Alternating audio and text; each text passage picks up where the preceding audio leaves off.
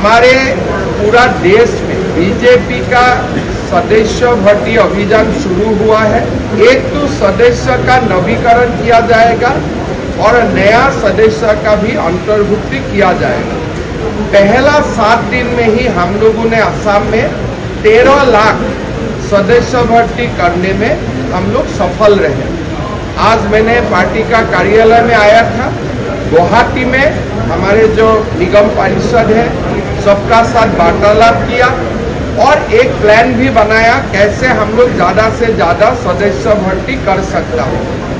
और एक प्रकार 2-3 दिन का अंतर में हम सारे विधायक, जिला अध्यक्ष सबका साथ संपर्क में भी हूँ कि असम मैक्सिमम बीजेपी का सदस्य भर्ती अभियान में योगदान करें।